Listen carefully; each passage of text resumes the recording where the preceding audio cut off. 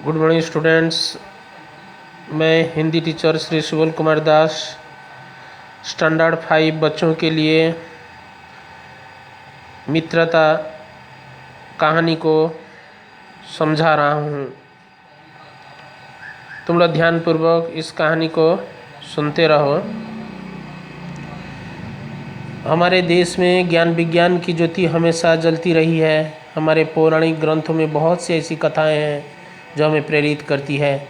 ये कथाएं अलग अलग युगों की है। ग्रंथों के अनुसार सत्ययुग, त्रेता, द्वापर और कलियुग क्रम से आते हैं। राम रावण युद्ध त्रेता युग में हुआ था। महाभारत का युद्ध द्वापर युग में हुआ था। इसी युग में श्री कृष्ण का जन्म हुआ था। उनके पिता माता वसुदेव और माता का नाम देवकी था, इसलिए उन्हें देवकी नंदन भी कहते हैं।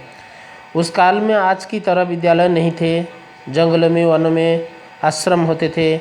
गुरु वहीं रहते थे। प्रकृति के सुरम्य वातावरण में वे अपने शिष्यों को ज्ञान प्रदान करते थे।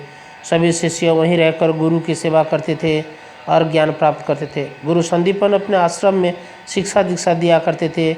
इन्हीं के पास श्री कृष्ण और सुदामा भी शिक्षा प्राप्त करते थे। श्री कृष्ण तो बहुत संपन्न थे, परंतु सुदामा गरीब ब्राह्मण थे। गुरु किसी के साथ भेदभाव नहीं करते, इसलिए कृष्ण और सुदामा आश्रम में साथ साथ पढ़ते थे। एक दिन गुरु संदीपन ने कहा कि ईंधन के लिए लकड़ियाँ लानी है। इतना सुनते ही श्री कृष्ण और सुदामा लकड़ियाँ लाने के लिए तैयार हो गए। जंगल में जाने से पूर्व ही गुरु माता ने सुदामा को चने दिए और कहा कि जब भूख लगे तब तुम लोग इसे खा लेना। श्री कृष्ण और सुदामा दोनों बातें करते कर जंगल में पहुंच गए। अभी कुछ ही समय बीता था कि पूरा आसमान बादलों से ढक गया। ठंडी हवा के साथ हल्की हल्की फुहारें भी पड़ने लगी। सुदामा लपक कर एक पेड़ की टहनी के सहारे उस पर चढ़ गए।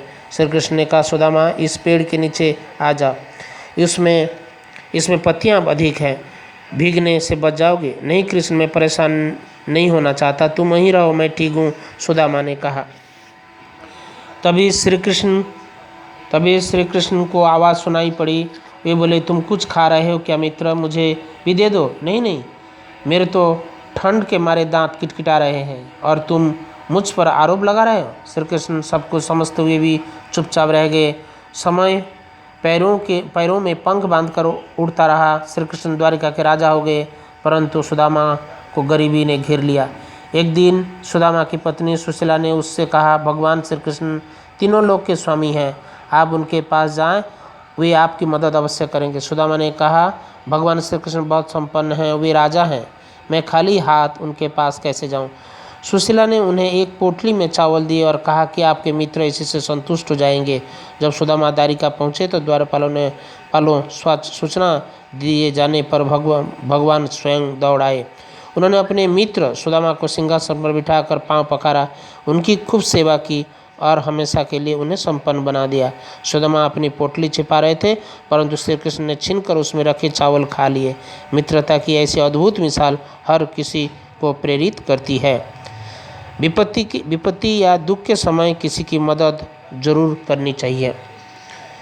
इस कहानी का प्रश्नोत्तर भेज रहा हूँ।